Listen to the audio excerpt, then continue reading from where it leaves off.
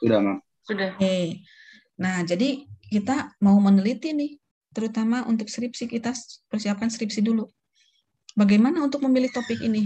Nah, yang pertama, bahwa topik itu harus should spark research interest kita. Ya. Saya tertariknya di speaking nih, maka saya nanti akan meneliti mengenai speaking. Saya interestnya di penggunaan media. Nah, penggunaan media untuk pembelajaran, media pembelajaran, oke, kita stick to that. Ya. Saya linguistik nih, interestnya.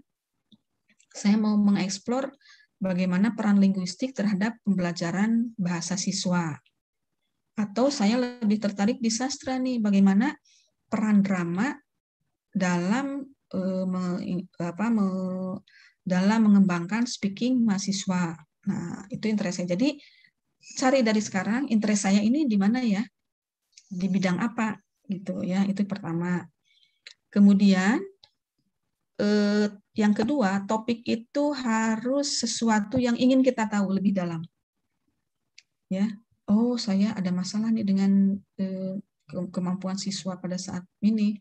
Saya ingin lebih dalam lagi, ingin tahu kenapa ya alasannya begini-begini, kok sampai begini tuh kenapa ya. Nah itu, oh mau saya jadikan topik deh untuk penelitian tesis saya, tuh, gitu ya. Jadi itu muncul dari keinginan tahuan kita lebih dalam lagi mengenai sesuatu hal. Kemudian topik berikutnya bahwa itu harus sesuai dengan perkembangan kita, terutama professional growth and development. Kita kan mau jadi guru. Apa yang harus kita ketahui nih untuk menjadi guru ini? Ya, saya mau meneliti segala sesuatu yang berkaitan dengan pembelajaran bahasa Inggris. Itu ya, jadi topik itu harus relevan dengan profesi kita. Ya, karena kita berada di pembelajaran bahasa Inggris, maka topik kita harus mengenai pembelajaran bahasa Inggris. Jangan topik kita mengenai pembelajaran matematika, pembelajaran biologi dan sebagainya. Itu bukan profesional kita, gitu ya. Kemudian berikutnya adalah potential contribution to current literature. Ya, jadi harus ada kontribusi terhadap pembelajaran, praktek-praktek pembelajaran di sekolah ataupun mengenai teori-teori yang sedang berkembang sekarang. Ya, harus ada itu kontribusinya ke situ. Kemudian harus researchable. Apa yang akan kita teliti ini harus bisa diteliti. Yang maksud diteliti itu skopnya jangan terlalu general, jangan terlalu luas. Saya mau meneliti misalkan pengaruh pembelajaran online misalkan di Jawa Barat. Nah, pembelajaran online ini belum jelas pembelajaran online untuk mata pelajaran apa. Oh iya, saya mau kerucutkan lagi pembelajaran bahasa Inggris. Nah, pembelajaran bahasa Inggris juga mungkin ini masih jelas, masih umum. Pembelajaran bahasa Inggris yang mananya? Oh, yang speaking-nya misalkan. Oh, jadi saya kerucutkan lebih ke speaking-nya. Kemudian baru kita dapat pembelajaran speaking melalui online. Nah, apa lagi yang akan saya fokuskan? Oh, saya akan mencari masalahnya. Masalah yang dihadapi siapa? Siswa atau guru? Oh, siswa dan guru, misalkan gitu. Jadi mulai kita mempunyai konsep yang besar, yang umum, sampai kita langsung kerucutkan menjadi kecil dan itu bisa diteliti, ya, researchable. Kemudian topik itu harus anchored in the particular theory. Harus ada teorinya. Jangan sampai kita memilih topik, oh saya mau memilih topik mengenai misalkan Instagram. Nah, Instagram ini ada tidak teorinya? Apakah orang-orang sudah banyak menulis mengenai teori-teori Instagram atau tidak? Ataukah hanya definisi saja? Instagram, oh saya menemukan teori ini mengenai Instagram. Instagram adalah aplikasi dan sebagainya. Cukup ada di situ teorinya, tidak ada lagi. Nah, jangan. Kalau tidak ada teori lebih dalam, jangan. Karena akan kesulitan kita nanti pada saat menulis bab 2. Ya, bab 2 itu kan teorinya itu harus jelas sekali. Ya, Instagram itu apa, bagaimana, ya, kemudian penggunaannya dalam bahasa Inggris bagaimana, dan sebagainya. Ya, harus sampai kepada detailnya penggunaan Instagram, misalkan gitu secara teori, ya, bukan pendapat orang, bukan sesuatu yang hanya ditemukan di internet tapi tidak ada sumbernya dari mana, itu tidak jelas sumbernya, jangan gitu ya. Kemudian berikutnya should be informed by previous study. Nah ini, jadi apa yang tadi seperti sudah dibahas di contoh dari student perception, itu kan di atas introduction itu dibahas dulu previous studies-nya. Sudah dilakukan oleh ini, di Amerika oleh ini dan ini, di Korea oleh ini dan ini, topiknya ini. Nah, itu previous study. Jadi kita harus banyak-banyak membaca artikel dari jurnal-jurnal dengan topik yang sama dengan kita. Atau yang misalkan speaking. Nah, kita cari topik mengenai speaking. Ya, orang melakukan speaking siapa saja dan speakingnya misalkan di mana, kemudian apa yang mereka investigasi dari speaking tersebut, apakah medianya, apakah metodenya, kemudian kita sebutkan orang sudah meneliti speaking, terutama medianya dan sebagainya dilakukan oleh dalam kurung Brown dan ini tahun 2010, sudah melakukan di bidang ininya oleh Michael tahun sekian dan sebagainya. Ini untuk previous research, jadi kita harus banyak baca supaya nanti kita masuk ke dalam introduction atau background itu kita sudah punya gambaran, oh orang sudah melakukan ini, di speaking ini udah melakukan ini apa yang belumnya jadinya. Nah, baru kita masuk ya ke yang belumnya. Oke. Nah, kemudian kalau misalkan tadi Alwan, oh belum nih, masih bingung nih, Miss, topiknya apa ya? Nah, bagaimana if you are still unsure about a topic? Saya belum yakin nih. Nah, jadi salah satu ininya adalah tulis 3. Untuk judul itu jangan 1. Jadi kita sediakan, kita cari-cari judul, lebih baik minimal 3, 5 itu lebih baik. Ya, saya mau judulnya ini, tulis dulu. Jangan 1 carinya, topiknya tuh. 5 lah, maksimal 5. Atau minimal 3. 1, 2, 3, oh saya ini. Soalnya nanti kalau konsultasi dengan pembimbing, nanti kita ajukan, saya mau topik yang ini ada 5 nih, kira-kira mana yang lebih researchable bagi saya nanti untuk konsultasi ke pembimbing misalkan gitu. Atau saya sendiri misalkan di awal memang saya tertarik ke topik 1, tapi kok lama-lama cari teorinya susah, cari ininya susah. Saya pindah mau ke topik 2. Ternyata topik 2 juga kayaknya kurang menarik nih, tidak sesuai interest saya. Nah, saya pindah deh ke topik 3 gitu. Jadi ada cadangan-cadangan kita ya. Jadi silakan tulis topik sebanyak-banyaknya gitu. Kemudian mulai mengumpulkan reading list. Ya. Jadi mulai dari sekarang kita misalkan speaking, saya interestnya speaking. Mulai dari sekarang nih saya navigasi di jurnal-jurnal yang Sinta 1, Sinta 2 atau Scopus. Jangan Indonesia, karena Indonesia kebanyakan mereka ke kuantitatif. Penggunaan flashcard, penggunaan mind mapping dalam belajar vocab dan sebagainya, itu masih begitu di Indonesia kebanyakan. Ya, kita cari yang luar, kemudian kita list. Ya, saya sudah membaca ini. Yang pertama tadi reading log. Jadi pada saat kita membuat reading list, pakailah reading log.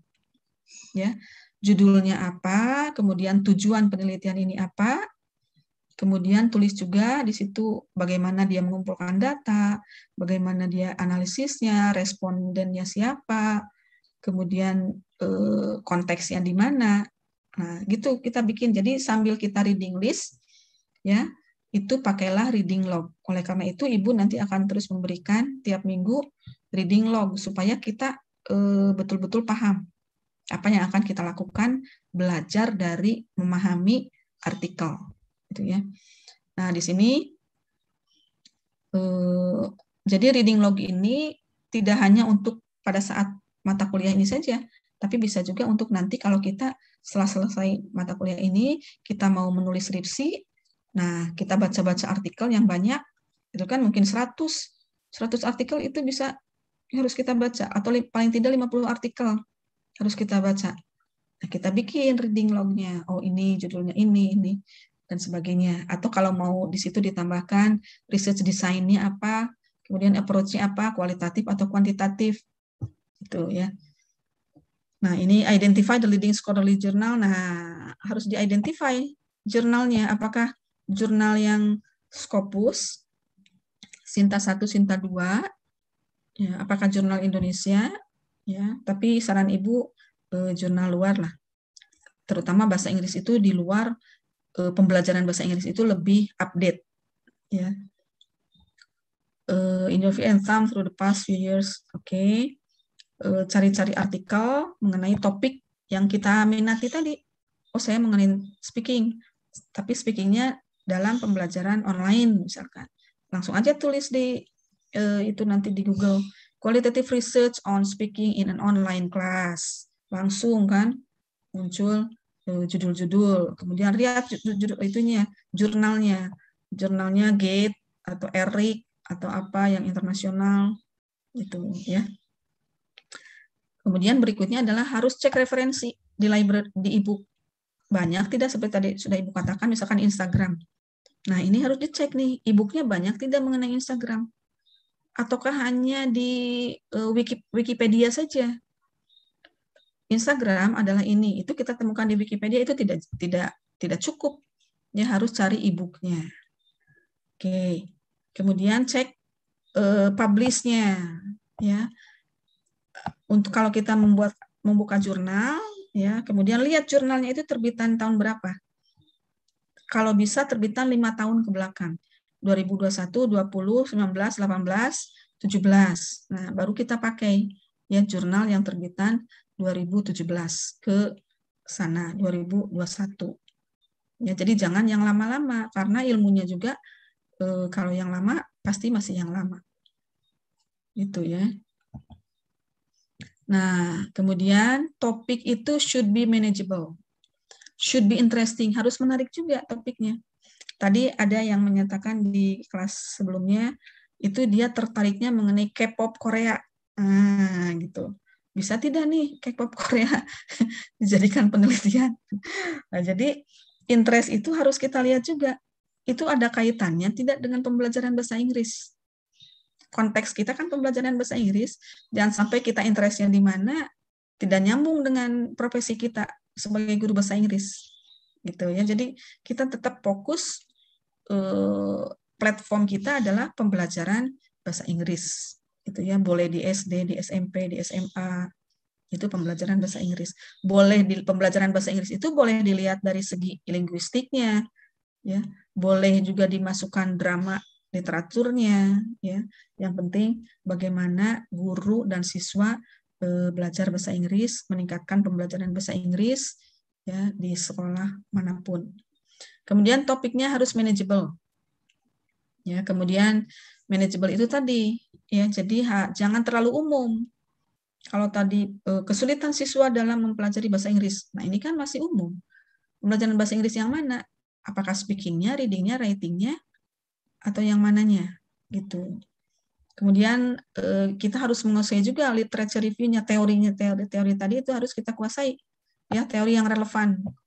Ya, jangan sampai topiknya mengenai tadi apa effective language teachers, tapi teorinya mengenai yang lain. Kemudian kita juga harus tahu bagaimana mengumpulkan datanya, bagaimana kita menganalisis datanya, ya, gitu. Kemudian kita harus bisa menjawab pertanyaan penelitian. Nah, kita kan tadi punya masalah. Kalau meneliti itu kan pasti mulainya dari permasalahan atau dari interest kita. Pasti kan ada pertanyaan, oh, kok ini begini ya? Kenapa ya ini begini? Kenapa harus seperti ini? Nah, gitu kan? Jadi kita harus membuat pertanyaan penelitiannya. Pertanyaan penelitian inilah kunci daripada penelitian kita. Karena di bab 1, kalau di artikel-artikel tadi, itu tidak ada kan pertanyaan penelitian. Tapi kalau di proposal skripsi atau deskripsi, itu wajib ada pertanyaan penelitian. Kemudian kita juga harus mengingatkan, cukup tidak nih waktu untuk melakukan penelitian. Kita kan nanti setelah semester ini ada mata kuliah seminar proposal. Nah, di seminar proposal ini kita buat proposalnya untuk skripsi, kemudian diseminarkan. Nah, mulai dari seminar sampai kepada sidang, itu ada waktu untuk penelitian ke lapangan. Nah, kita harus waktu penelitian ke lapangan berapa bulan, menulis bab 1 berapa bulan, bab 2, bab 3, analisis data, berapa lama, sampai kita menyusun bab 4-nya, ya, sampai kita mahasiswa yang sekarang itu harus membuat artikel dari skripsinya supaya bisa sidang. Kalau tidak menulis artikel, itu tidak akan bisa sidang. Jadi apa yang targetnya 2, menulis artikel, ya, boleh di jurnal-jurnal, atau salah satu syaratnya yaitu untuk menulis untuk mengikuti sidang. Nah, artikel ini bisa diambil dari skripsi, bagian dari skripsi bisa. Topiknya important, harus penting. Seperti tadi dibahas di artikel yang perception itu, the importance, ya, tadi the importance, pentingnya meneliti judul ini tuh kenapa? Kenapa saya mau menulis judul ini? Apa pentingnya judul ini untuk pembelajaran bahasa Inggris? Apa pentingnya topik ini untuk guru, untuk siswa?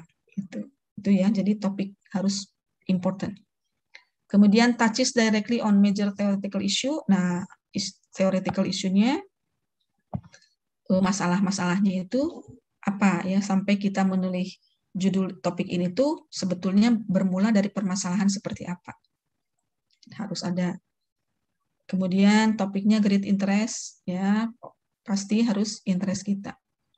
Nah, kemudian nanti writing proposal, kalau kita mau nulis proposal, Ibu akan jelaskan nanti ya. Nah, namun untuk sementara ini kita tidak di proposal dulu. Kita dibatasi hanya dengan artikelnya dulu, belajar dari menulis artikel. Sampai situ ada pertanyaan? Jadi minggu depan kalau Ibu tanya topic of interest sudah bisa menjawab ya. Nah, mulai dari sekarang di kontemplasi, bagaimana sih Bu cara memilih topik? Nah, kita kontemplasi. Kita kontemplasi, apa ya, minat saya apa ya? Kok saya minatnya di sini? Tapi enggak deh. Kok terlalu ini ya? Nah, tulis aja sambil tulis, sambil kontemplasi, sambil tulis. Jangan kontemplasi itu hanya di kepala saja. Nanti hilang. Jadi sambil tulis, oh speaking misalkan.